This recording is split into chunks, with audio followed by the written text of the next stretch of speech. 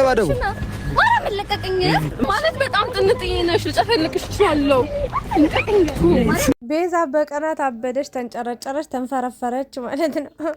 እኔ ሄና ያሳቀኝ ፓርት አለ። ሰሞኑንማ የድብድብ ነው በቃ። ወይ ወንዱ ሁለት ሴቶችን ይይዛል፣ ወይ ሴቷ ሁለት ወንዶችን ትይዛለች። በቃ አንተ ለምን ማገጥክብኝ? ለምን ሄድክብኝ? ለምን ችታረክብኝ? ለምን የዛሬ ስንት ዓመት የነበረውን ፍቅር እንደ አዲስ አደስከው? ብቻን ስጠራ ለምን አንተ ጋር መጣ? እግዚአብሔርን እስኪ እንደው ታዘቡት። እነ ጽጌ ጋር ጀምሮ ማለት ጽጌ ዳኒን ጠራችሁና አዲስ በቃ ፍቅረኛ አይነት ምናምን ብሎ የሚያጫውታትን ሴት ይዟት መጣ። እኔ ብቻን አይደል የፈለግኩ ለምን መጣ ከሷ ጋር ምናምን። እሺ ከዛ ሄዱ ደግሞ ወደና አብርሽ ኦፋይ በጣም ነው በቃ እየገረመኝ ያለው ማለት ነው። ከዛ ደግሞ ቀጥሉ ወደነ እንትና ወደነ ቤዛና ማርክ ማለት ነው። አሁን ሄና በጣም ያሳቀኝ ፓርት አለ። ትናንት እኔ እየሳኩ ካላወራሁት አሁን ላይ በቃ ጨጓራዬም ተላጠ፣ ልቤም ደከመ፣ በቃ ሰለቸኝ ሁሉ ነገር በቃ ሚዲያው እያስጠላ መጣና ሄና ደግሞ ምንድነው እኔ ብቻችሁን ብጠራችሁ ለምንድነው እንደ ተሳቢ መኪና እየተሳባችሁ የምትጠጡት? ተቀጣጥላችኋል። ቤዛም የራሷን ወንድ ይዛ መጣች፣ ማርክም የራሱን ሴት ይዞ መጣና ግን ማርክ አናዶኛል ትናንትና፣ አልዋሻችሁም ማለት ነው። ለምን ሄኖክ ሄና እነሱን ለማስታረቅ ነው እየለፋ የሚገኘው፣ ወይም ደግሞ በቃ እንዲስማሙ ወይ ደግሞ በሰላም እንዲለያዩ ነው። አዎ አንዳንዴ በቃ ሰላም ከሌለው ህይወት መለየት ሰላም አለው። በቃ ተለያይቶ መኖር ተለያይቶ ማየትና ሁለቱን ጠራቸው። ከዛስ ማርክ ሴቷን ይዞ መጣና ልክ ከሄና ፊት እንዴ ቤዛ መስላት አየችው እንዴ ታያቸው እንዴ በጣም ይተቃቀፉ ነበር። ሊዳ ትለጠፍበታለች ደረቱ ላይ ምናምን ነገርና ተናድጄ ነበር በዛ ሰዓት። እንዴ ሄኖክ ላይ ነው እንዴ እንደሚበጣጣሱት ምንድነው ምናምን ብዬ ማለት ነው። ማርክም አናዶኛል፣ ከማርክ ጋርም የነበረችው ሴትም አናዳኛለች። እግዚአብሔርን በጣም ነው የገረሙ። በቃ ሄኖክ ዝም ብሎ ነበር ሲያያቸው የነበረው። ከዛ ደግሞ ቤዛ ደግሞ ተጠርጣተ ሁለቱ ለብዬ ብቻ ተጠርተው እሷ ደግሞ የራሷን ያንቀጫጫው ወጥ እንጨት የመሰለ ክብሪት የሆነ ልጅ ትናንት በቃ በሳቅር የሞትኩትኝ ማለት በጣም ገረመኝ። ምን አይነት ነገሮች ነው ሚዲያ ላይ በቃ አንዳንዴ ክብር ከፍቅር ከገንዘብም ከምንም በላይ ነው። እግዚአብሔርን ክብራችሁን እኔ በጣም ነው የገረመኝና እሷም ሌላ ወንድ ይዛ መጣችና ሄኖክ እኔ ሁለታችሁ እንድታወሩ ነው የምፈልገው ምናምን። ከዛ ሴቶቹ ተገጣጠሙ ደግሞ ድብድብ። እነሱን ባለፈው ቤዛ ይዛ የመጣችን ወንድና እንትና ማርክን ስንገላግል ምናምን ነበር። አሁን ደግሞ ሴቶቹ ተጋጠሙ፣ ተቦጣቦጡ። ምንድነው እየተፈጠረ ያለው? የሆነ ነገርማ ቡታጅራ ውስጥ ብቻ ነው እንዳንል ያው አዲስ አበባም ገብቷል እንደምታዩት። በነዳኒም በናብርሽም እየዞረ ነው የሚገኘውና ድብድብ በቃ ሀይሚና ብሩክንም እያያችሁ ነው አይደለ? ብሩክ ሌላ እንትናን ሶሲን ይዟት ይመጣል። ሀይሚ ደግሞ እንትናን ዳኒን ይዛው ትመጣለች። ሀሳቡ ራሱ አንድ አይነት ነው። ዝም ብላችሁ እዩትማ የዳኒን የአብርሽን እንደገና ደግሞ የነ ሀይሚን እንደገና የነ ማርክን ቪዲዮ ዝም ብላችሁ እዩትና የሚቦጣቦጥ ነገር አለው። በቃ መደባደብ ሴት ትመጣለች። አረ በጣም ነው የሚያስጠላው በእውነት። ሰላም እግዚአብሔርን እንዲህ አይነት ስራ ሰርታችሁ ተመልካችን አስጨንቃችሁ ራሳችሁ ተጨንቃችሁ ተጠባችሁ ምን አይነት እንቅልፍ ይወስዳችኋል? የእውነት እንዴት ነው የምትተኙት ብዬ አስባለሁ። እና ስለ ቤዛና ስለ ማርክ በዋነኝነት ስለወራ ስለመጣው ስለነሱ ላወራና እንግዲህ ቤዛም እውነት ሊኖራት ይችላል፣ ማርክም እውነት ሊኖረው ይችላል። ግን ቤዛ ጥያቄ አመላለሷ አላ አይደለ በቃ ይህችን ሴት ይዞ ነው ለካ ፍቅር ያጫወተው አለች። አሁን ፍቅሩንም ናቀችበት፣ ፍቅሩንም ዝቅ አደረገችበት፣ ፍቅሩንም በቃ የእውነት እንዳልሆነ ነው እየተናገረች የሚገኘው ማለት ነው በድፍረት።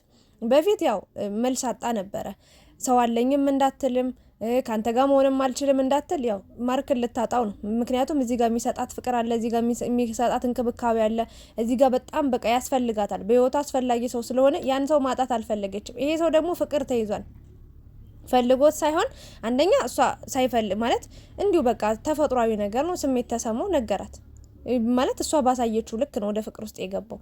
ሌላ አዲስ ታሪክ የለምና ከሱ ጋር በቃ እሱ የፍቅር ጥያቄ ሲያቀርብላት አልፈለገችም። አብረው መሆን 100% አልፈለገችም። ግን ሰበብ ትፈልግ ነበር፣ ትንሽዬ ምክንያት ትፈልግ ነበር የሆነ ወይ ከሱ ለመራቅ ወይ ደግሞ ከሱ ጋር ምንም ነገር ሳይላት በቃ በእህትነት በወንድምነት እንቀጥል ብሎ በስነ ስርዓት አብሯት የሚቀጥል ነበር የመሰላት። ግን እሱ ደግሞ እዚህ ጋር ፍቅር ነው ያስኩትኝ፣ እዚህ ጋር ስሜት ነው ያለኝና አንቺ እንድትቀልጅብኝ አልፈልግም ነው እያላት የሚገኘው።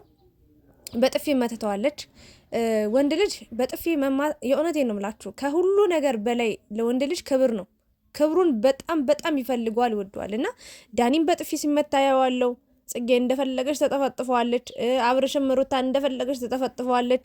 እንደገና ቤዛም እንደምታዩት በጥፊ በጣም የሚያስጠላ ነገር እየተፈጠረ ነው ያለውና ሀይሚም ራሱ መማታት ጀምራለች። አልዋሻችሁም። ይሄ ነገር ሴቶቹ ምን አይነት ትምህርት ነው ለኛ የምታስተምሩን?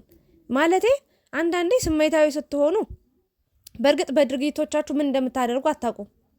ይሄ የታወቀ ነገር ነው፣ ሁሉም ሰው ላይ ያለ ነገር ነው። ግን በልክም አይሆን ተነጋግራችሁ መፍታት እየቻላችሁ ማውራት እየቻላችሁ በዚህ ልክ መደባደብ በጥፊ ምናምን ምንድን ነው ይሄ? በጣም በቃ እኔ የሆነ ጊዜ አስታውሳለሁ ሜሪ አብርሽን የመታችሁ ጊዜ በጣም በቃ እግዚአብሔርን በጣም ነበር የተናደድኩት። እንዴት ወንድ ልጅ በዚህ ልክ ደግሞ በማያገባት በሰው ህይወት በሰው ትዳር ገብታ ብዬ በቃ ሁሌ ነው የማወራው። ሁሌ ቪዲዮ ላይ ካሰማችሁ ካስታወሳችሁ በቃ እናገራለሁ። ሁሌ ይሄ ነገር በጣም ያመኛል፣ መሆን የለበትም በቃ እና አሁን ገና ለገና እንደዚህ የፍቅር ጥያቄ አቅርቦላት ምናምን በጣም በጥፊ መትተው ሄዳ ነበር እና አሁን ደግሞ ከሌላ ሴት ጋር ስታየው ተናደደች፣ በቃ ተቃጠለች፣ ተበሳጨች ምናምን ነገር እና ከማይሆነን ሰው ጋር ባጭሩ ምንድነው የማታድርበት ቤት አታምሽ የሚባል ነገር አለና ቤዛ ያው ትክክል አይደለሽም። የራስሽን ህይወት ኑሪ። የራስሽ ምርጫ ሊኖርሽ ይችላል፣ የራስሽ ፍላጎት ሊኖርሽ ይችላል፣ የራስሽ ሰው ሊኖርሽ ይችላል። ግን ማርክ ላይ ያደረሽው ነገር ወይ ደግሞ ለማርክ የገባሽው ነገር በቃ እንዚህ ፍቅር ውስጥ እንዲገባ አድርገሽው ዛሬ ላይ ጥለሽው መሄድሽ ሌላ ወንድ ማምጣትሽ እጅግ በጣም አሳፋሪ አስነዋሪ ነገር ነው። ምክንያቱም ብቻ ሴቶች ማለት ነው የሚወደንን ትተን የምንወደውን ስንከተል እድሜ ልካችን ስናለቅስ እንኖራለን። እግዚአብሔር ራሳችሁን ራሱ ጀምሩ እስኪ፣ ከራሳችሁ ጀምሩ፣ ፈትሹ እስኪ። ስንት የሚወዳችሁን ሰው ነው ያጣችሁት? የእውነቴን ነው የምላችሁ። ሰፍሰፍ ብሎ ወይኔ ያኔ እኮ ይወደኝ ነበር እንደዛ ከሱ ጋር ሁኜ በሆነ ብላችሁ ስንቶቻችሁ ናችሁ በጸጸት ውስጥ በቁጭት ውስጥ የምትገኙት?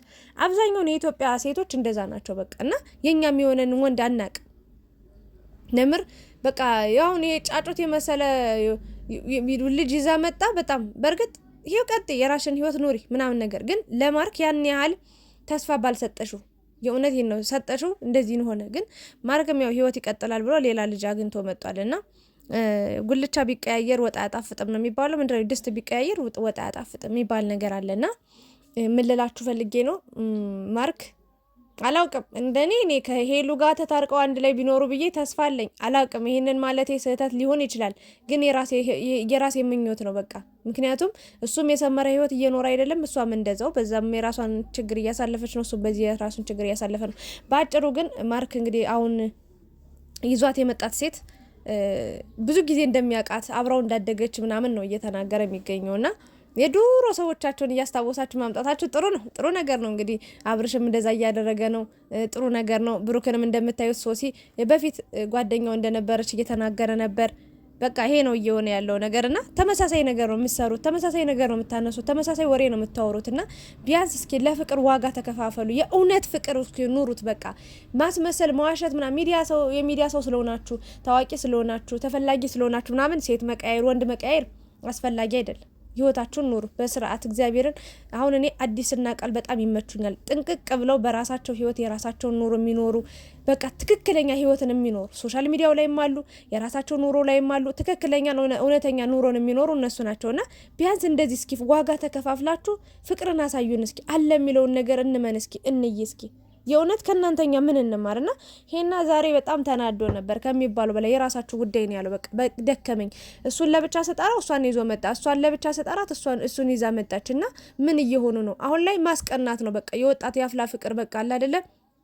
ቱግ ቱግ ቱግ ቱግ። ይሄ ነገር ይሄ ብሽሽቅ ይሄ ኑሮ ይሄ ህይወት እኮ አይቀጥልም እንደዚህ። የእውነት እድሜያችሁ እየጨመረ ሲሄድ አስተሳሰባችሁ እያበሰለ ሲሄድ ነገ ይቆጫችኋል።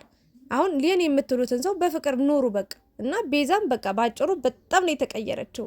አንዳንድ ሰዎች እኔ የሆነ ተማምኜባቸው ምናምን ነገር ቆይቼ በሆነ ሰዓት ላይ ቅይር ሲሉ ለካ እንዲማለ በስማ በጣም እስኪገረም እስክደነቅ ድረስ ነው የሚገርመኝ። እና ቤዛም በጣም ነው የተቀየረችው። ማርክም እንግዲህ እንደምታዩት ከሌላ ሴት ጋር ሆኖ ነው ያለው። እቺ ልጅ ደግሞ እንግዲህ ቤዛን አትመጥኙም ምናምን ስትላት ቤዛ ልቀቂኝማ ምናምን ብላ በጣም ነው የሳብኩት ማለት ነውና እንደ ዝም ብሎ መጨፈለቅሽ አለቻት። አንቺ እኮ በቃ በረሮ ነገር እኔ በጣም ነው ያዘቅምት። ቤዛ ልቀቀኝ በማርያም ምናምን እያለች ስትገለገል በቃ ሳቄ ነው የመጣው። እግዚአብሔር እንደምላችሁ አቅም እንዳለው ሰው ወጥር አደረጋት። ኧረ ተው እንዴ ተው። ክብር ለገንዘብ ብላችሁ ክብራችሁን በዚህ ልክ አትጣሉ። እግዚአብሔርን ምናልባት አሁን እናንተ ይሄንን ቪዲዮ ሰርታችሁ ለቃችሁ ለወሬ ብዙ ሰው ያያችኋል፣ ያመለከታችኋል። ከዛ ገንዘብ ታገኛላችሁ ምናምን ነገር ጥሩ ነው፣ ትርፉ ገንዘባችሁ ነው። ግን ሰላማችሁስ እንዴት ነው? ወደ አልጋችሁ ስትሄዱ ምን አይነት እንቅልፍ ነው የሚወስዳችሁ? ተመልካችን አስጨንቃችሁ ራሳችሁ የማይሆን ህሊናችሁ የማይፈቅደውን ነገር እያደረጋችሁ በዚህ ልክ ስታድሩ እኔ በጣም ይገርማሉ።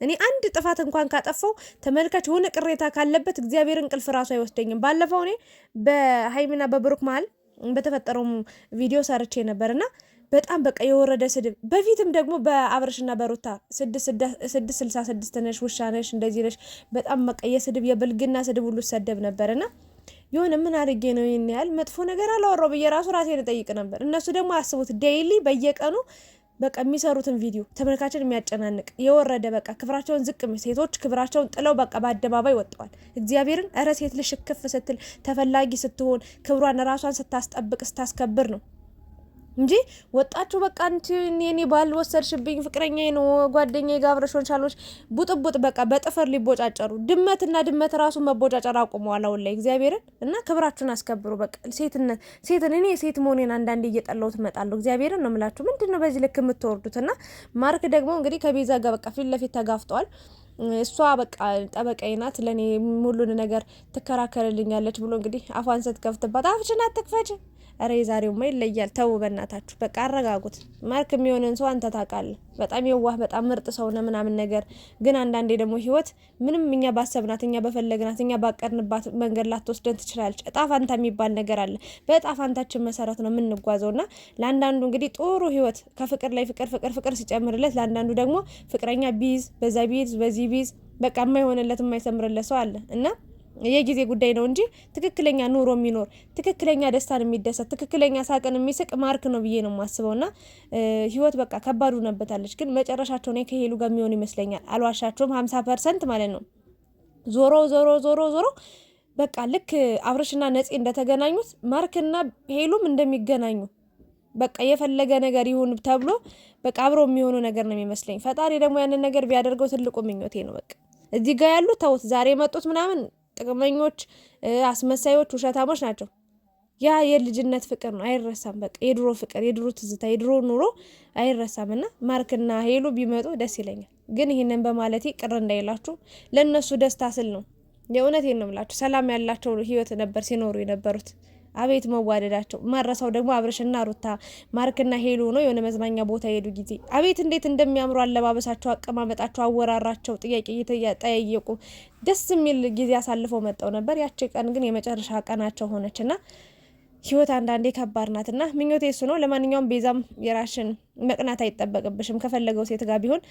ማርክም ደግሞ የራስ የተሻለን ህይወት የሚለውን ነገር እንግዲህ መምረጥ አለብህ።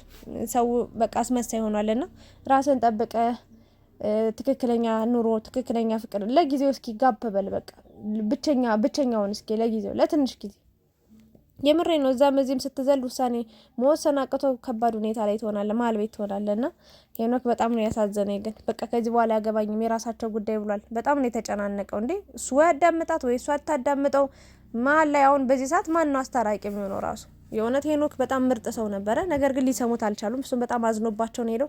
መጨረሻችሁን ያየው ሰው ሌላ ምንም ልል አልችልም።